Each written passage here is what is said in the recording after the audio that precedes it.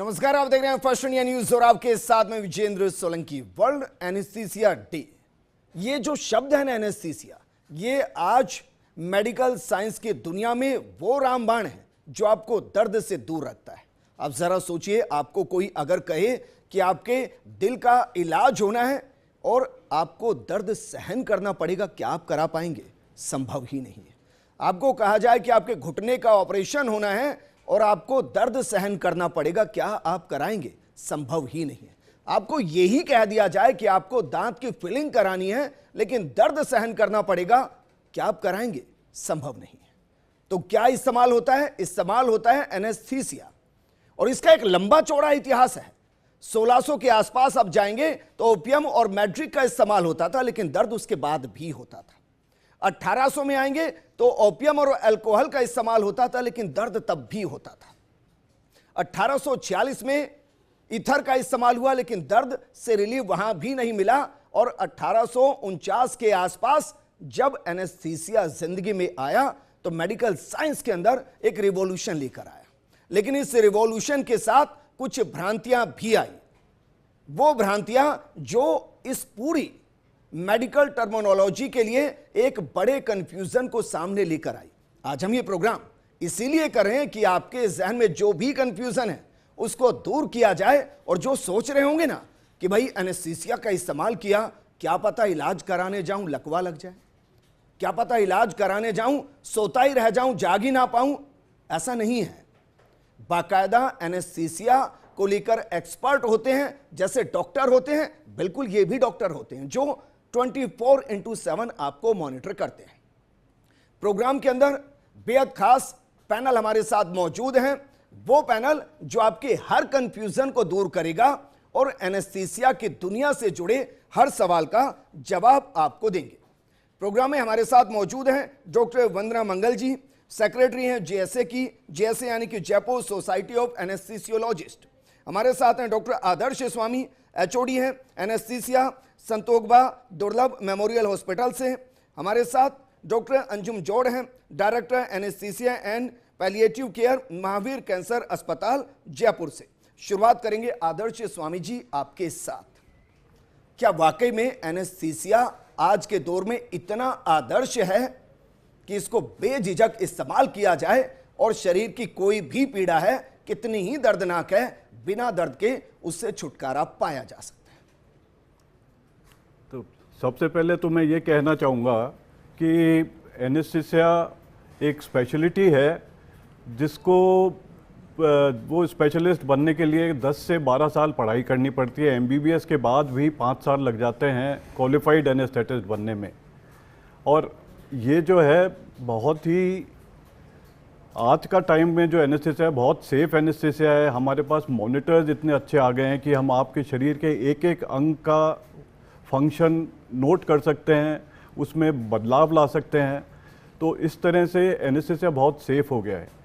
जहाँ तक ऑपरेशन का सवाल है, सर्जन तो उसे जो निकालना है शरीर से, चाहे वो गॉल ब्लैडर है चाहे यूट्रस है, वो उस पर फोकस रहता है। पर एनेस्थेटिस्ट आपके बाकी शरीर का, कि आपका दिल नॉर्मल चलता रहे, आपकी किडनी नॉर्मल चले, लिवर नॉर्मल चले, ब्रेन नॉर्मल चले, उसका ध्यान रखता है। इसलिए वो बिल्कुल नाप तोल के आपको दवाइयाँ देता है। और उसी तरह से मॉडर्न मॉनिटरिंग के मारे जो हमारे पास आ गई कि हार्ट की, ब्रेन की, सबकी मॉनिटरिंग करते हैं, उससे रिलेटेड बिल्कुल परफेक्ट सेफ एनेस्थीसिया देना संभव है। आप ये कह रहे हैं कि जो ये कहते हैं, जो भ्रांति है कि भाई एक बार आया इंजेक्शन लगाया, इंजेक्शन लगा के चला गया, उसके बाद जो डॉक्टर ऑपरेशन कर रहे हैं वो मॉनिटर कर रहे हैं, ऐसा नहीं है। एनेस्थीसियोलॉजिस्ट रेगुलर टच में होता है और सिर्फ उस हिस्से के लिए मॉनिटर नहीं कर रहा होता जिसका ऑपरेशन होना है, बल्कि बॉडी के अलग हिस्से, बाकी हिस्से कैसे काम करें इसको भी मॉनिटर कर रहे होते हैं। आप ये कह रहे हैं सर? हाँ बिल्कुल, मैं यही कह रहा हूँ कि पूरे शरीर के सारे ऑर्गन्स का एनेस्थेटिस्ट ख्याल रखता है। जिस दौरान सर्जन गॉल ब्लैडर निकाल रहा है या कोई और अंग शरीर से निकाल रहा है, किसी का ऑपरेशन कर रहा है, उसे ठीक कर रहा है, बाकी अंग बिल्कुल जैसे चलने चाहिए, जैसे एक नॉर्मल आदमी के चलते हैं वैसे चलते रहें, उसका ख्याल हम रखते हैं। ठीक है वंदना मैम, क्योंकि एनेस्थीसिया जब काम कर रहा होता है तो वो कैसे काम करता है? क्या वो ब्रेन से सिग्नल नहीं भेजता कि पेन महसूस हो, या उस हिस्से को सुन्न कर देता है जिस हिस्से के अंदर इलाज चल रहा होता है? क्या हो रहा होता है एनेस्थीसिया में? क्या है एनेस्थीसिया? एनेस्थीसिया कई तरीके का होता है। एक जिसको पूरी बेहोशी या जनरल एनेस्थीसिया कहा जाता है, इसमें दिमाग से आने वाली सब उनको सुन कर दिया जाता है, आदमी बेहोश हो जाता है, उसे कुछ भी फील नहीं होता। पर इसके साथ अलग अलग चीज़ों के लिए अलग अलग दवाइयाँ लगाई जाती हैं, जैसे मसल रिलैक्सेंट्स, दर्द के लिए अलग एनाल्जेसिक्स लगाए जाते हैं। दूसरी प्रकार का एनेस्थीसिया होता है जिसे हम रीजनल एनेस्थीसिया कहते हैं। रीजनल एनेस्थीसिया में हम सिर्फ उस भाग की नसों को सुन करते हैं जिसका कि ऑपरेशन होना है, जैसे स्पाइनल, एपिड्यूरल या नर्व ब्लॉक। इस रीजनल एनेस्थीसिया का एडवांटेज ये होता है कि क्योंकि सिर्फ वो भाग सुन्न होता है तो मरीज़ की बाकी बॉडी सिस्टम्स, हीमोडायनेमिक्स बिल्कुल स्टेबल रहती है, उनके साथ कम से कम खिलवाड़ होता है। सो आजकल इसकी बहुत प्रचलन में है, और आजकल इसको बहुत सटीक तरीके से लगाने के लिए हम लोग अल्ट्रासोनोग्राफी का यूज़ करते हैं, पेरिफेरल नर्व स्टिमुलेटर्स का भी करते हैं। आजकल अल्ट्रासाउंड से नसों को देखकर और बिल्कुल नस के पास ही दवाई लोकल एनेस्थेटिक डिपॉजिट कर दिया जाता है, जिससे कि वो हिस्सा सुन्न हो जाता है और मरीज़ को दर्द नहीं होता। ऐसे में कभी कभी उसको छुअन का और दबाने का एहसास हो सकता है, पर दर्द का एहसास नहीं होता। कुछ मरीज़ जो फिर भी सोना चाहते हैं, उन्हें हम इसके साथ सिडेशन दे देते हैं, कुछ थोड़ी सी नींद की दवाई दे देते हैं, जिससे कि वो पूरा बेहोश ना करके वो नींद में हो और वो हिस्सा सुन्न हो जाए। मैम, कहाँ पर लगाते हैं इसको? आईएम लगाते हैं, आईवी लगाते हैं, या फिर आर्टरीज में लगाते हैं? किस जगह लगाते हैं ताकि उसका इस्तेमाल बेहतर तरीके से हो? नहीं, ये जब जनरल एनेस्थीसिया दिया जाता है तो दवाइयाँ इंट्रावीनसली लगाई जाती हैं। ठीक है। और जब रीजनल एनेस्थीसिया दिया जाता है तो दवाई बिल्कुल नस के पास, जैसे कि अगर स्पाइनल एपिड्यूरल कर रहे हैं तो हम रीढ़ की हड्डी में लगाते हैं, और अगर हाथ का ऑपरेशन करना है तो हम यहाँ या यहाँ सुई लगा के पूरा हाथ सुन्न कर देते हैं। अगर पैर का ऑपरेशन करना है तो कई बार मरीज़ की स्थिति अच्छी नहीं होती, उसे कई और बीमारियां होती हैं, डायबिटीज़, हार्ट ढंग से काम नहीं कर रहा, तो हम अलग अलग nerve blocks, femoral nerve block जो कि पैर में लगाते हैं, शियाटिक नर्व ब्लॉक पैर में लगाते हैं, वो लगा के लंबर प्लेक्सिस ब्लॉक लगा के हम ये जटिल सर्जरी कराते हैं उन पेशेंट्स में जिनमें कि पूरी बेहोशी या स्पाइनल देना भी उनके लिए थोड़ा खतरनाक ज़्यादा हो। ठीक है अंजू मैम, ज़रा बताइए, क्योंकि इसकी खुराक को लेकर बहुत भ्रांतियां, कहते हैं कि भाई डॉक्टर का पता नहीं चलता वो कितनी खुराक दे दे और पता चले कि जिस जगह पर लगाया वो हिस्सा काम करना ही बंद कर दे। इसकी खुराक को कैसे मेजर किया जाता है, और क्या मानकर चलें कि खुराक को लेकर कोई कंफ्यूजन नहीं है, ये सिर्फ भ्रांतियां हैं जो कही जाती हैं? बहुत अच्छा सवाल किया आपने। ये गलत फहमी है कि डोज ज़्यादा दे दिया, मरीज़ उठा ही नहीं। ऑपरेशन करने से पहले सर्जन हमारे डिपार्टमेंट में मरीज़ को भेजता है। हम बहुत अच्छी तरह से उनका हर सिस्टम को असेस करते हैं, उनका हार्ट कैसे चल रहा है, उनकी बीपी कितना है, उनकी किडनी की फंक्शन क्या है। मैं आपको मिसाल दूं तो हमने इसी महीने में एक 95 ईयर ओल्ड को ऑपरेट किया है, एक 100 किलोज़ के मरीज़ को ऑपरेट किया है, और 3 साल के बच्चे को ऑपरेट किया है। तो ऑब्वियसली हर मर्ज़, हर उम्र और हर वज़न के मरीज़ की दवाइयाँ की डोज़ अलग होगी। तो बहुत सटीक मात्रा में हमको कैलकुलेट करना पड़ता है कि इस मरीज़ को कौन सा डोज़ सूट करेगा। इनको एस्थमा है तो दमे की शिकायत के साथ कौन सा दवाई सूट नहीं करेगी। तो it's a very complicated adjustment, and ऐसा नहीं होता कि मैंने एक इंजेक्शन लगा दिया और मरीज़ सो गया। बहुत सोच समझ के वो पूरी प्लान किया जाता है कि पेशेंट के लिए, सर्जरी के लिए बेस्ट पॉसिबल एनेस्थीसिया प्लान क्या होगा कि वो टाइम पे उठे और उनको तकलीफ भी ना हो। अब ये कह रहे हैं एनेस्थीसिया सिर्फ एक शब्द नहीं है, पूरा विज्ञान है जो हमारी बॉडी के एक एक अंग में जिसमें हम ट्रीटमेंट चाहते हैं उसके केमिकल कंपोजिशन के साथ रिएक्ट कैसे कर रहा है और कितने टाइम के लिए करना है, इसको कैलकुलेट करके एक डोज तैयार की जाती है। बिल्कुल, thank you for saying that. जैसे आदर्श सर ने कहा, the dose and the disease, the surgery procedure, सबको मद्देनज़र रखते हुए प्लान किया जाता है कि सबसे सेफ टेक्निक क्या होगा। आज की तारीख में इतनी बीमारियां बढ़ रही हैं, एंड क्योंकि सेफ हो रहा है तो मैं जैसे बता रही हूँ 95 ईयर ओल्ड कपल ने ऑपरेट करा है, वो घर गए बाबूजी। तो आपको कैलकुलेट करना पड़ता है कि वो कितना बर्दाश्त करेंगे डोज, वो उनके लिए कितना सेफ होगा। एंड अगर मानो वो जनरल एनेस्थीसिया नहीं बर्दाश्त करते तो जैसे वंदा मैम कह रही थी, हो सकता है कि सिर्फ उनका हाथ सुन कर किया जाए, कम से कम मात्रा में यूएसजी गाइडेड ब्लॉक दिया जाए ताकि सटीक ब्लॉक लग जाए और उनको साइड इफेक्ट कम से कम हो। ठीक है वंदना मैम, एक और चीज़ है, ये कहा जा रहा है कि भाई एनेस्थीसिया अगर आप लगवा रहे हैं या ऑपरेशन के लिए जा रहे हैं तो क्या आपको उपवास में होना चाहिए, फास्टिंग में होना चाहिए, या खाकर भी जा सकते हैं? मैं सवाल इसलिए कर रहा हूं क्योंकि एक बार अगर ऑपरेशन थिएटर में गए तो पता नहीं खाने के लिए कब वो वापस उस स्थिति में आएंगे। कोई ऑपरेशन ऐसे भी होते हैं, तो कुछ ऐसी गाइडलाइन होती है कि भाई आप इंटरमीडिएट आइए, आप फास्टिंग में आइए, या पेट भर कर आइए? ये बहुत ज़रूरी है कि मरीज़ जब ऑपरेशन कराने आए, ऑपरेशन थिएटर में आए, तो वो फास्टिंग हो, भूखे पेट हो। खाने का सामान कोई भी चीज़ 6 घंटे पहले तक ले सकता है।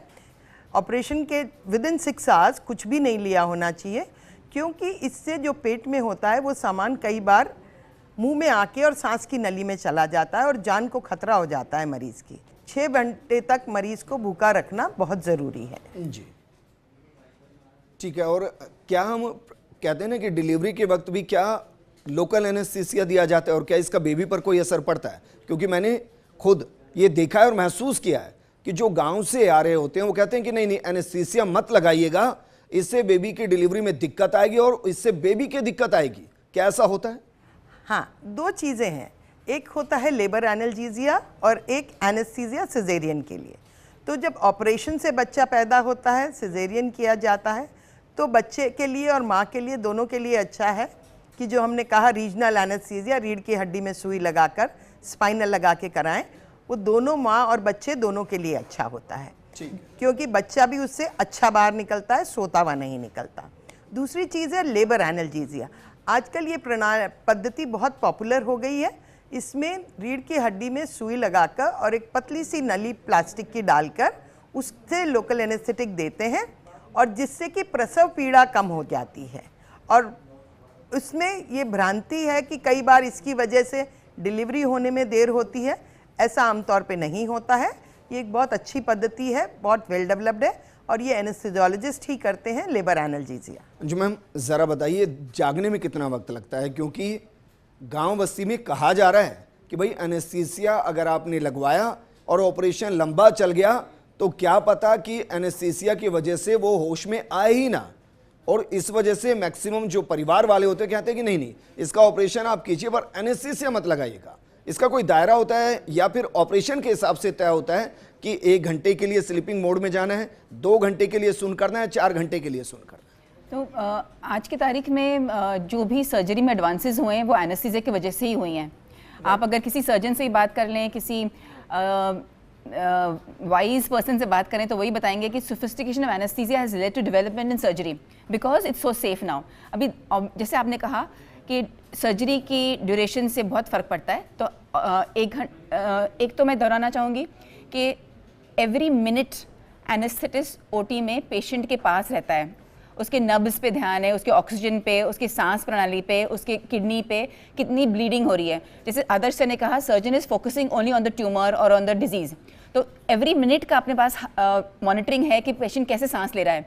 तो हमारी डोजिंग ऐसे कैलकुलेट होती है, ऑपरेशन के पॉइंट ऑफ व्यू से 6 घंटे चलने वाला है तो अलग डोज होती है, 2 घंटे चलने वाला है तो अलग प्लानिंग होती है। तो आज के तारीख में पेशेंट उठा ही नहीं, ऐसा नहीं होता। Because of the sophistication and because of the skill बहुत सर्जरीज हम सेफली कर पा रहे हैं, एंड ऐसा नहीं होता कि पेशेंट उठा ही नहीं, ऐसा नहीं होता। अच्छा, कहते हैं भाई फूल सुंघाने से होश में आ जाता है, क्या आज के दौर में भी ऐसा होता है? नहीं, ये पुरानी बातें हैं। एक्चुअली वो it's a science, anaesthesia is a science, and every part like other sir said it is a post graduate degree. MBBS करने की भी 3 से 5 साल पढ़ाई एंड स्किल्स सीखने के बाद ही एनेस्थेटिस्ट उस काबिल होता है कि वो ऑपरेशन थिएटर में, इंटेंसिव केयर यूनिट में, अक्यूट पेन सर्विस में अपनी सेवाएं प्रदान करे। तो it is a very skilled service, तो with a lot of background. तो ऐसा नहीं होता, एंड वो प्लानिंग इज फूल सुंघाने की बात तो आई थिंक वो एक मिथ है, एक कहानी है। दवाइयाँ हैं मेडिकल साइंस के बीच में मैम मिथ ही आते हैं और उन्हीं को ब्रेक करके मेडिकल साइंस आगे बढ़ती है। तो with doses and with medicine upon reverse करते हैं प्रोसेस को, एंड पेशेंट जग जाता है एंड डीप ब्रीथ कर लेता है एंड अपने नॉर्मल लाइफस्टाइल में जाने के लिए सक्षम होता है। अच्छा, एक और सवाल, सपोज कीजिए कि किसी का ऑपरेशन होना था, ऑपरेशन वक्त से पहले पूरा हो गया, क्या उस सिचुएशन में पेशेंट को एनेस्थीसिया देने की वजह से जो वो अनकॉन्शियस माइंड में है या फिर उसका कोई हिस्सा सुन है, उसको हम नॉर्मल मोड में ला सकते हैं? इसके लिए क्या कोई एंटी एनेस्थीसिया भी होता है? तो सारी दवाइयाँ जो हम देते हैं उन सब दवाइयों को रिवर्स करने की भी प्रणाली है। तो we have whatever drugs we give, we know कि उसका ड्यूरेशन कितना है, आधा घंटा है, 1 घंटा है, एंड उसका प्रोसेस रिवर्स करने की भी दवाइयाँ हैं। तो depending on the surgery duration upon reverse कर पाते हैं। सर, एक न्यूटन का लॉ है कि each action is equal and opposite reaction. क्या एनेस्थीसिया देने के बाद लॉन्ग टर्म या शॉर्ट टर्म के लिए कुछ बॉडी के अंदर ऐसे रिएक्शन होते हैं जिसके लिए कहा जाए कि नहीं एनेस्थीसिया दिया गया था इसलिए शायद थोड़ी सी ऐसी दिक्कतें आ रही हैं? क्या कुछ ऐसा होता है? देखिए, पुराने एनेस्थेटिक्स जो थे, हमारे सूंघने वाले एनेस्थेटिक्स जैसे ईथर और ये थे, इनके बाद लॉन्ग टर्म कॉग्निटिव डिसफंक्शन की काफ़ी इंसिडेंस थी। स्पेशली बुजुर्ग मरीजों में याददाश्त थोड़ी कम पड़ जाती थी। ठीक। पर जो अब नए एनेस्थेटिक आ गए हैं उनमें वो प्रॉब्लम ख़त्म है। और सबसे इम्पॉर्टेंट है कि आजकल ब्रेन को भी हमने, दिमाग को कितना सुलाया है वो भी हम मॉनिटर कर लेते हैं, और उसके हिसाब से भी ये होता है अगर हमने ब्रेन को इतना सुला दिया कि उसकी एक्टिविटी 20% रह गई तो ये याददाश्त कमज़ोर होने के चांसेस ज़्यादा होते हैं। पर जहाँ पे हमने उसे 50% ही सुलाया है तो उसे पता कुछ नहीं चलेगा पर उसकी याददाश्त बरकरार रहेगी। वंदना मैम, गांव बस्ती के अंदर आज भी हम ये देखते हैं कि जो झोला छाप डॉक्टर्स हैं या जिन्होंने कोई कोर्स नहीं किया और बस सीखते सीखते मेडिकल स्टोर पर काम करते हुए किसी और तरीके से जो खुद को डॉक्टर समझ रहे हैं वो भी एनेस्थीसिया लगा रहे हैं। नहीं, ये बिल्कुल सेफ नहीं है, क्योंकि एनेस्थीसिया एक स्पेशलाइज्ड ब्रांच है। जैसे कि सर्जन जितनी पढ़ाई करके सर्जन बनता है, कार्डियोलॉजिस्ट जितनी पढ़ाई करके कार्डियोलॉजिस्ट बनता है, उतनी ही पढ़ाई करके एक एनेस्थीसियोलॉजिस्ट बनता है। तो आप सोचिए कि एक झोला छाप कैसे सेफ एनेस्थीसिया दे सकता है, कैसे आप उसके हाथों में महफूज हो सकते हैं। जी। और COLS क्या है मैम? COLS है कंप्रेशन ओनली लाइफ सपोर्ट। ये एक पद्धति है जो कि इंडियन सोसाइटी ऑफ एनेस्थीसियोलॉजिस्ट ने डेवलप करी है। आप सबने CPR का नाम सुना होगा, कार्डियोपल्मोनरी रिससिटेशन, जिसमें कि जब कोई आदमी की हृदय गति रुक जाती है, वो बेहोश हो जाता है, ज़मीन पर गिर जाता है, तो उसकी हृदय की गति को बनाए रखने के लिए एक्सटर्नल कार्डियक कंप्रेशन दिया जाता है और सांस भी दी जाती है। पर इंडियन सोसाइटी ऑफ एनेस्थीसियोलॉजिस्ट ने कुछ एविडेंस बेस्ड रिसर्च करी है और उससे नतीजा निकाला है कि अगर सिर्फ कार्डियक कंप्रेशन, अगर दिल पे फोकस करें हम और कार्डियक कंप्रेशन ही दें सिर्फ एक पर्टिकुलर गति से, तो भी आदमी के बचने की संभावना काफ़ी अच्छी होती है। क्योंकि पल्मोनरी रिससिटेशन के लिए हमें अपना रिससिटेटर को अपना मुंह बेहोश मरीज के मुंह पे रखना पड़ता है, जो कि कई बार हम बहुत कारणों से नहीं रखना चाहते हैं। तो वो कहते हैं कि कोल्स कर लें आप सिर्फ cardiac compression, 30 compressions at one time, ऐसी 5 साइकिल कर लें तो आप मरीज़ को जब तक कि कहीं ले जा नहीं पाएँ अस्पताल तक, तो अगर आप ये करते रहें तो मरीज़ के बचने की संभावना बहुत अच्छी हो जाती है। वंदना मैम, हम कहाँ से चले? हम ओपियम और मैट्रिक्स से चले, फिर अल्कोहल आए, फिर ईथर आए, अब हम एनेस्थीसिया तक पहुँच गए हैं। मानकर चले कि यहाँ लंबे वक्त तक हम रुकने वाले हैं या इसमें भी कुछ अपग्रेडेशन आने वाला है और कुछ नया आने वाला है? अब सारी दुनिया में एक नई चीज़ आ रही है, that is AI, artificial intelligence. And artificial intelligence हम सब की ज़िंदगियों के हर पहलू को छूने वाली है और एनेस्थीसिया भी उससे अछूता नहीं रहेगा। अभी जैसा कि AI के बारे में प्रोजेक्ट किया जाता है, तो हमारी यही उम्मीद है कि AI के आने के बाद एनेस्थीसिया और बेहतर और सेफ हो जाएगा। अंजुम मैम, ऐसा तो नहीं है कि AI के जरिए रोबोट ही एनेस्थीसिया देगा? नहीं, आई डोंट थिंक ऐसा होगा कि रोबोट हमको रिप्लेस कर पाएगा। The person running the show will still be a human being. मैं एक चीज़ ऐड करना चाहूँगी। वंदना मैम को आपने पूछा कोल्स क्या है, तो कोल्स का सबसे बड़ी अहम बात यह है कि हर आदमी, हर नागरिक, हर चलता फिरता आदमी वो सीख सकता है। CPR की प्रणाली is a very sophisticated technique जो डॉक्टर्स कर पाते हैं या टेक्नीशियंस कर पाते हैं या नर्सेज कर पाती हैं। कोल्स की खूबसूरती ये है कि हर आदमी, आपके घर में बुजुर्ग है, खुदा ना खास्ता वो फेंट हो गया, तो आपको नेक्स्ट स्टेप क्या करना है वो घर में आप सीख सकते हो। हर जयपुर का हर बंदा सीख सकता है कि कोल्स कैसे शुरू करें। आपको बस स्टैंड में कोई गिर जाता है, आपको by the time the doctor comes, आपने क्या शुरू करना है, वो कोल सपोर्ट कई मरीजों में जान बचा सकता है उस मरीज की। तो it's something that all of us should learn. और इसके लिए कितना टाइम चाहिए ma'am? It's not a long procedure, it's a simple procedure. बस ये है कि आपको चेस्ट कहाँ दबाना है, एंड जैसे वंदना मैम ने कहा कि कितने साइकिल्स रिपीट करने हैं जब तक आपका साथ वाला हॉस्पिटल को बुलाए या एम्बुलेंस मंगाए। It's a short procedure. I don't think you need more than 10 minutes to learn the procedure. और ये किससे सीखे मैम? क्या इसको लेकर कुछ हम अलग से अभियान चलाते हैं कि भाई आप आइए और हमसे COLS सीखिए? Most big hospitals have teams which can teach, but I would suggest कि अगर कोई बड़ा ग्रुप है जो सीखना चाहता है तो you could contact SMS hospital, doctor Sushil Bhati वहाँ के सुपरिटेंडेंट हैं, या डॉक्टर वंदना मंगल, वो they will organise for you a team group teaching on how to do calls. Adarsh sir, सवाल यह कि 100% में से कितने % मैं कहूं कि एनेस्थीसिया जब दिया जाता है तो वो सक्सेस रहता है? जो एनेस्थीसिया दिया जाता है उसमें सारी मॉनिटरिंग इस तरह की है कि गारंटी है कि मरीज को कुछ पता नहीं चलता, तो वो 100% सक्सेस होता है। अगर उसमें 99% भी होता है तो हमें मॉनिटर पे दिखता है कि कभी उसके दिल की धड़कन बढ़ती है, कभी ब्लड प्रेशर बढ़ता है, सब चीज़ें दिखती हैं, तो उस हिसाब से हम उसे बढ़ाते रहते हैं जी। तो उस तरह से पूरा 100% सक्सेस है। और जहाँ तक उस सक्सेस की बात है कि क्या वो सेफ़ है 100%, ठीक, उसमें मरीज की स्थिति पे डिपेंड करता है कि मरीज की स्थिति कैसी है, what all diseases does he have, उसकी बीमारियों के हिसाब से ही हम बता सकते हैं कि वो उसके लिए एनेस्थीसिया कितना सेफ है और कितना सक्सेसफुल रहेगा। ठीक है वंदना मैम, मैं ये कह सकता हूं कि भाई जो भी आपको कहे कि एनेस्थीसिया का इस्तेमाल मत कीजिएगा, उसको मेरे ऑडियंस जवाब दे कि go to hell. Anaesthesia safest mode है बिना दर्द के अपने मर्ज की दवा हासिल करने का।